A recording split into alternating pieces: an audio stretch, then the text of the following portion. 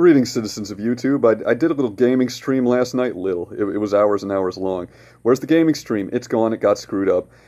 It didn't process and render right, and the sound was out of sync with the picture, where it was just like freeze framing on one shot for like 15 minutes, and the sound was messed up. So it's gone. Dry your tears. Move on with your life. It is what it is. But that's why I'm making this video right here, because somebody in that stream asked me the inevitable question that I knew I was going to get asked, because my audience knows I'm an Orthodox Christian. They said, hey, the Erdogan government over there in Turkey's, they've got your church, they got your Hagia Sophia, they're going to turn it into a mosque. How do you feel about that? You mad? You mad? Well, here's how I feel. First and foremost, hopefully everybody knows that Hagia Sophia has been a mosque before. It was a mosque for a really long time. But how do I feel about it? What's my reaction? Allahu Akbar. God is greater. I'm good. I'm glad it's... Oh, you're just saying that to overcompensate. You're compensating, but really you're upset. No. You would be surprised. I am not. Now, in a hypothetical scenario where, say, for example, the Russian Federation invades Turkey and Patriarch Kirill himself reconsecrates Hagia Sophia as Orthodox Church, well, I wouldn't be crying about that. Hopefully, there'd be as bloodless of an invasion as possible. But that's hypothetical. That is not what happened. Hagia Sophia is not going to be reconsecrated as an Orthodox church. It is going to be a mosque. And how do I feel about it? I'm glad. And the reason why I'm glad is that what Hagia Sophia has been is a tourist attraction. When the Bolsheviks took power in Russia after the October Revolution, what did they do to the Orthodox churches? They turned them into secular museums. Really, they were like these grotesque museums of atheism where they had like phony miracles and like this is how they fool you into thinking God is real. And it's, they just turned it. I'm not saying that that's what Hagia Sophia was as a secular museum, but it never should have been a museum in the first place. The only time I could think of when Jesus lost his temper was when he was throwing the money changers out of the temple, because they had introduced the secular. They brought the world into the church. They took it from a place of worship to God, and they turned it into something secular that it was never meant to be. So I'm happy, and I like to think that he's happy. But they're not Christian. They're Muslims. Yeah, but it's the same God. They're people of the book. They're of that Abrahamic faith tree. Like I said in the gaming stream, it's not like Hagia Sophia got conquered by Scientologists or Hindus or something. It got conquered by Muslims. And I hear a lot of dumb, ignorant things said about Islam in the United States, and I can admit I used to be one of the people saying dumb, ignorant stuff about Islam when I was young and stupid. I hear people say that they're a cult of devil worship, and they worship the moon because one of the Ottoman Empire logos was a crescent moon with the 2 points, and they say it's devil horns or whatever. That's stupid. Allah is God the Father. Muslims worship God the Father. They don't understand the faith the same way I do. They don't worship the Trinity, but that Allah is God the Father. So I look at it as worship was taken out of Hagia Sophia, the Church of Holy Wisdom. It was turned into a secular museum, and now the worship of God the Father will take place once again in Hagia Sophia. And I hope they're pious about it. I hope it's not a bunch of Turks sitting around like, ha, ha, ha, ha, ha, we got your church, But if they're devout, and if they're going in there and giving worship to God, then it's something that I genuinely do like. Because I don't think that the fight is between Christians and Muslims. I think the fight is between the godless and believers. It's a fight between people who hold things sacred, including ourselves, the sacredness of the human being, the sanctity of human life, versus people that don't have reverence for anything. That's the real battle lines that are drawn in my mind. So in a way, the Muslims are my brothers. Even though they're not Christian. I know people are going to disagree. What I'm saying in this video doesn't represent anybody's opinion but my own. I don't speak for any church. And I know that I'm going to have Jay Dyer back in here calling me a heretic again and getting real pissed off, and that's fine. You can call me what you want. This is my YouTube channel, my video, and these are my opinions. If you don't agree, that's cool. But yeah, what do I say about Hagia Sophia turning into a mosque? Again, I say Allahu Akbar, God is greater. That's what I say. That's my opinion. And I talked a little bit in the gaming stream about the relationship between Eastern Orthodoxy and Islam, and how it's a different relationship than the relationship between Western Christianity and Islam. And I'm going to get a little bit into that again in this video. Because it's something Americans really don't know. I didn't know until basically until I read this book. Like, if you want to know where I'm getting a lot of this stuff from, right here. This is the Orthodox Church by Callistos Ware. At the time, it was still Timothy Ware. And thin, small book, packed with information that as an American, you just probably didn't know. And even if you're not interested in becoming Orthodox, I still think it's like if you're into history, it's just a good book. And if you are interested in the Orthodox Church and you want to know what I think your starting point should be, this is it right here. What about the Bible? No. Sola Scriptura? No. You get a Bible and try to figure things out on your own by the seat of your pants, you're going to be the Westboro Baptist Church. Get this right here. Read this right here. Small book. It's great. Check it out. Anyway, though, so let's talk a little bit about that different relationship that I'm talking about, and what is it? So, historically, Western Christianity and Islam have been very hostile to one another. It's a two-way road. They've always been at odds. Pardon me. Because obviously, first, the Ottoman Empire invaded Western Europe. They really made it look like they were going to conquer everything. They got all the way to Germany and France before Christians started fighting back, because fighting isn't the most Christian thing to do. And they were just laying down and taking it until this guy named Charles Martel, Charlie the Hammer, he started fighting back, and they drove them out of Western Europe. Okay, but then what followed that, of course, you guys know, the Holy Crusades. All these military campaigns launched out of Western Europe into the Middle East and the Islamic world, killing all these Muslims. And they didn't just kill Muslims. They even had a crusade that sacked Constantinople, and that wasn't even their original plan. They left to fight Muslims, but they ran out of food, they ran out of supplies, they ran out of money, and they were like, well, hey, we're here. Like here's Constantinople right there, and they're wealthy. They got all this gold, so let's just kill our fellow Christians instead of, killing the godless heathen like we said we were going to do or whatever. And they're not godless, by the way, But I'm making the point that would have been the attitude of a crusader from the West, right? So that explains why to this day there's a lot of animosity between Western Christianity and Islam. It's because there's a long history of both sides conquering and killing.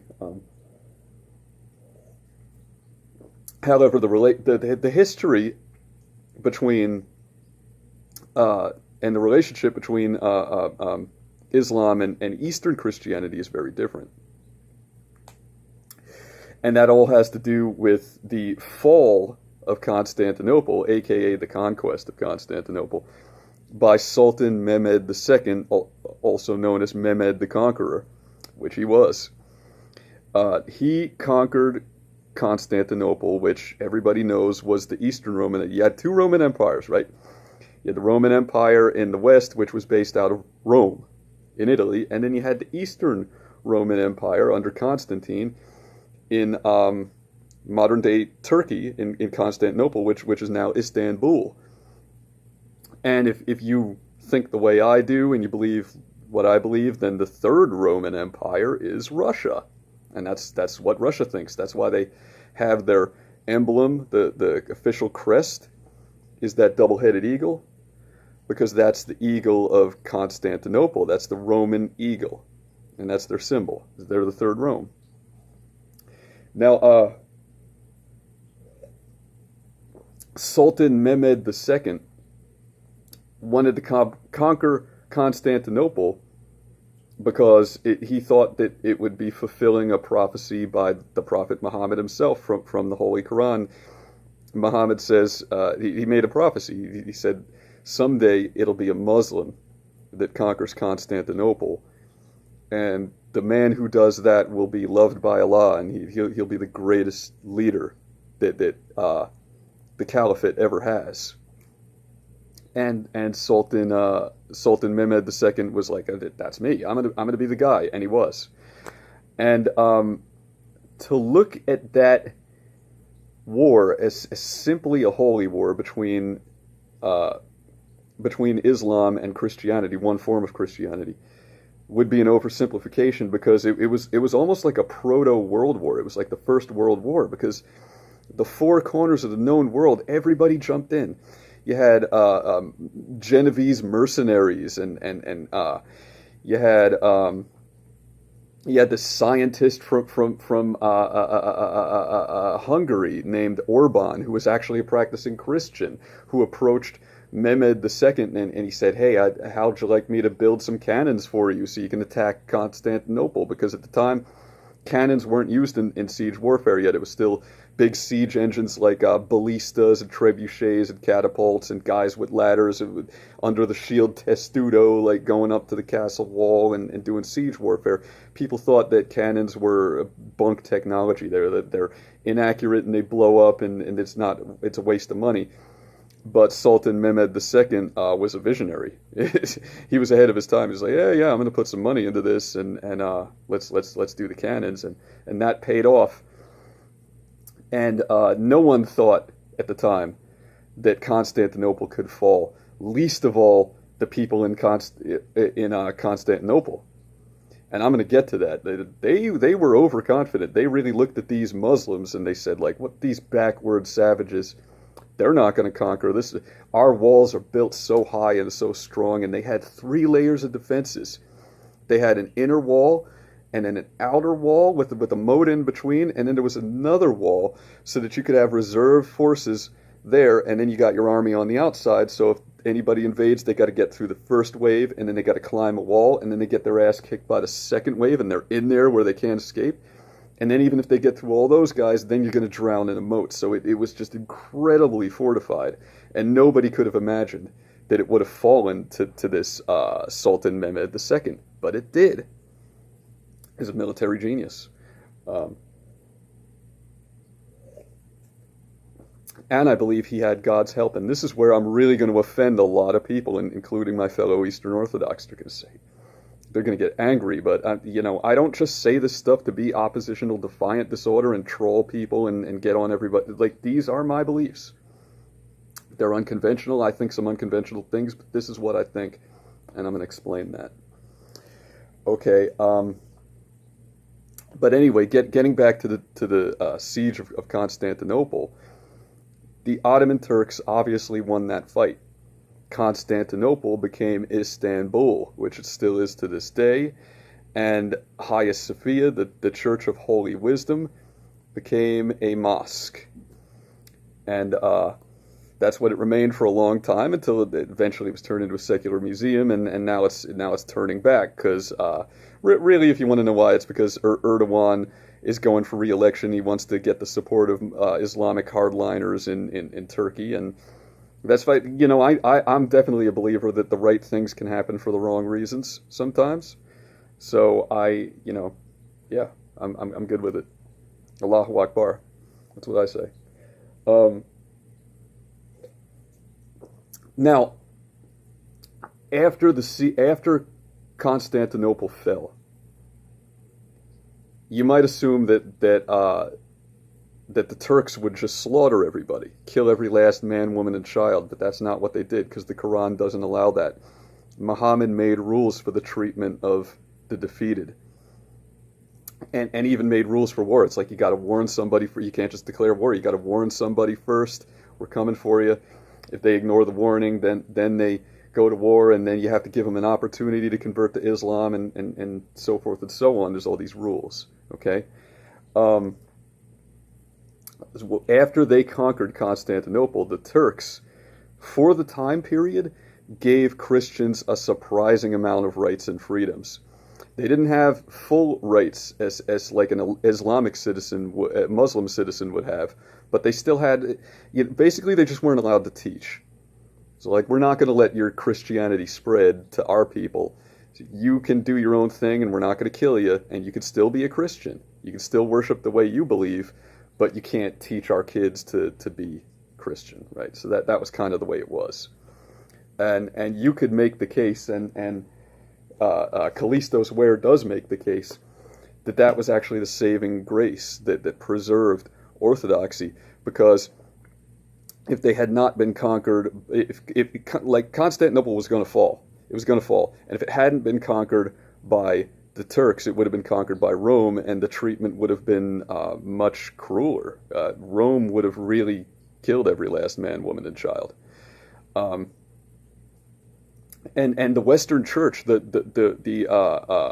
Roman Church, actually did get involved in that war.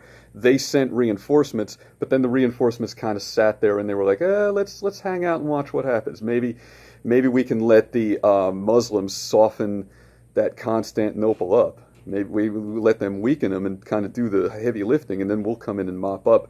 And by the way, all these centuries later, the West still is trying to use that same failed strategy, and I'm gonna get to that.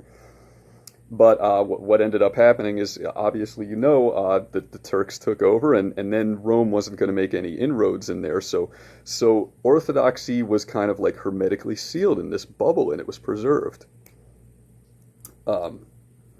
Now, what was I going to say? I was going to get to, I'll leave the theology for last. I'll save that for the end of the video, because that's where it's going to get controversial and people are really going to get just upset. But let's continue with the history. So,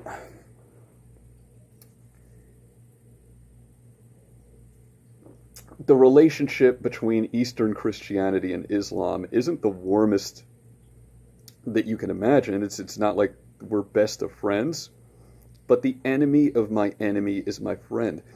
The final emperor of Constantinople, before it was conquered, was named Constantine Palaiologos, and he said, and I quote, "I would rather see the turban of the Turks ruling in the city square than the Roman mitre," and that attitude is still prevalent to this day. That's an attitude that you'll still find to this day.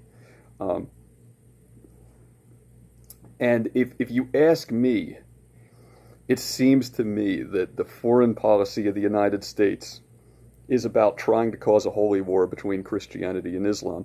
Why is the United States doing that?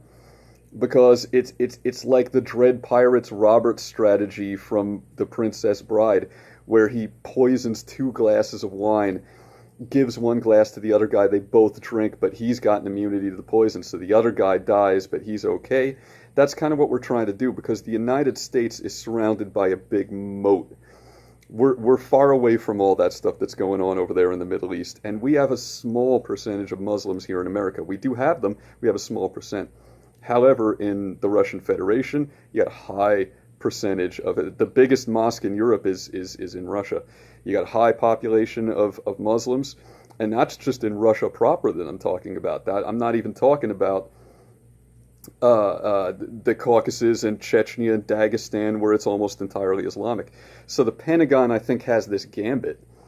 They're trying to make this bet that like Maybe if we could start this big holy war and get the Muslims really militant, pissed off, and they'll just attack everything that's Christian, so they're going to take care of those Russians for us. So it's Rome, the Roman strategy against Constantinople all over again, right? Let's let the Muslims do the heavy lifting, and then we'll come in and mop up. But it's not going to work out that way.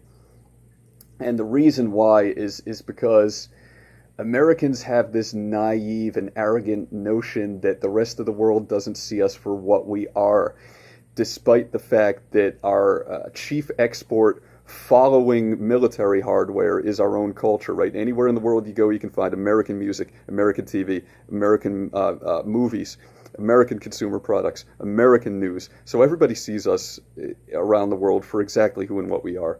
And we have this arrogant attitude towards the Middle East and Muslims. We think they're stupid, backward savages, and they're not. They're smart. They see us for who we are. The statements of guys like the Ayatollah Khomeini prove that. The Ayatollah Khomeini said, "You are the enlightened humanists, and we are backwards reactionaries, and we are the boogeymen that you think we are, and we're going to get you." And those weren't the exact words, but they're pretty close. Why would the Ayatollah Khomeini say that? Why wouldn't he say, "Hey, you're Christians and we're Muslims"? No, he didn't say that. He said, "You are enlightened humanists," because the Ayatollah Khomeini saw the United States for what it is, the godless great Satan. That's what we are. We assume that because we're the most nominally Christian country in the world, that everybody else thinks we're Christians. But we're not fooling people. Nominally Christian, what does that mean? It means if you take an opinion survey, you ask people on the street, what do you identify as? You're going to get more people that say that they're Christian in the United States than any other country in the world. However, we fail every test of what makes a country a Christian country, right? If you just make a list of the cardinal virtues, the opposite of the deadly sins, and go down that list. Are we charitable? No. We're the wealthiest country in the world. Every major city is full of homeless people. Are we peaceful? No. We start more wars than any other country in the world. Are we forgiving? No. We incarcerate more of our own people than any other country in the world, and we're one of the few, the tiny list of developed countries that still has capital punishment and state-sanctioned murder. You won't find that in the Russian Federation. They don't kill prisoners. We do that here. We lock up the most of our people of any country, 5% of the world's population, 25% of the world's prisoners. So in every way that makes a country a Christian country, we are the direct antithesis. In America, what makes you a Christian is being professionally offended, getting butthurt over any perceived slight of Christianity. They're taking God out of the schools. They're taking God out of the schools. They're taking God out of Christmas. It's it's an attack on Christianity. It's an attack on Christianity. And that's what Americans think it means to be a Christian. It isn't. And the rest of the world knows that. And outsiders don't look at us as a Christian country, even though that's what we call ourselves. We think we've got everybody fooled, and we don't. Muslims know what we are. They don't call us the great Satan because they think Christians are Satan worshipers. They call us the great Satan because they know we're not real Christians. They know we're a secular country. They see us for what we are. So when we're going into the Middle East and murdering people and trying to kick this hornet's nest, because we think that the Russians are going to be the ones that get stung. No, what it's actually doing is creating a friendly relationship between the Islamic world and Eastern Christianity. It's making the friendly relationships friendlier, especially between Shia Islam, because that's the prevalent form in Iran, which is closely allied with the Russian Federation. So that's what's going on with that. And in fact, it surprised me to find this out. In parts of the Islamic world, you actually have practicing Muslims asking Christian priests, of course they're Eastern Christian priests, for blessings, because they're people of the book. It's the same as like Christians hold some of the things in the Jewish faith sacred. Well, it's the same way with the Muslims and the Christians. They recognize We don't believe the same thing, but you're still people of the book. So, Rome did not conquer Constantinople. They thought, hey, we'll let these savage Muslims do the heavy lifting, and then we'll come in, and it'll be our city. And that bet failed. That gambit failed, and it's going to fail again in the Middle East. They're trying to do the same. It's history repeating itself. We're trying to do the same thing, and it's going to fail for the same reasons. And that's my opinion about that. Now let's get to theology. This is where I'm going to offend people, and that is not my intention, but I have to be true to myself and say what I really believe, okay? Why did Constantinople fall from a theological point of view? If you ask a Roman Catholic why that is, they'll say, because we had it right. We were the ones right in the Great Schism, and you were wrong, and God was teaching you a lesson. The Roman Church kind of seems to feel like they got everything right, and God really isn't taking a very active role in teaching lessons the way he did in the Old Testament, because there's no lesson to teach. They've got it all figured out, right? If I'm Catholics are my brothers. Don't get me wrong. They're still, we both worship the Trinity. I don't want to put too fine a point on it and offend somebody and piss somebody off. But I'm just saying, my opinion of the reason why Constantinople fell, one man's opinion, doesn't represent anyone else, is that God taught a lesson in humility. Constantinople was getting kind of arrogant. They looked at Mehmed II and they said, this chump can't beat us. These savage Muslims, they're not going to get us. Well, they did. And I don't think that was a punishment from God. I think it was like a correction that like a parent would give a child. He had to teach a lesson. He looked down at this glorious city and he said, is that glory for me that you're worshiping, or is that your own glory? Or are you worshiping yourselves and venerating yourselves with all that gold and all that splendor, and you think you're all that? Well, would God do that? Absolutely, because he did in the Old Testament. That's what he did to the Hebrews. They were getting arrogant. They were getting lax in their faith and not following the rules. And God said, I'm going to deliver you into the hands of your enemies, and you're going to be the captive of foreigners. And that's what happened with the captivity in Babylon, because he had to teach a lesson. And I think that's what happened in Constantinople. I think God didn't like the arrogance and the pride, and he delivered Constantinople into the hands of foreigners. Foreigners will rule over you. You'll be delivered into a foreign land, and they will be your masters. And that's what I think happened. And like I said, would I be happier if Hagia Sophia were to be reconsecrated as an Orthodox church? Sure, I would. But I would also be worried that could lead me into sin, because I'm looking at it like, look at what we've got, this glorious thing, and it's mine. I'm part of this club, I'm part of this group, and look at what we have, look at that. But instead, we got our asses kicked. We got our asses kicked by the Ottoman Empire, and now we're getting kind of slapped around a little bit by Erdogan and the modern day Turks, and I think that's a lesson in humility, and the gifts that God wants, the sacrifices God wants, are not cathedrals made of gold and sacrifices. The sacrifice God accepts is a contrite and broken spirit and humility. So I think that the real Hagia Sophia is just a building. It's just a building.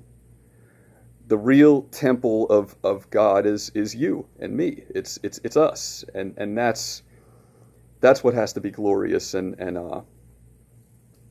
like it's the disposition of your soul, not some building.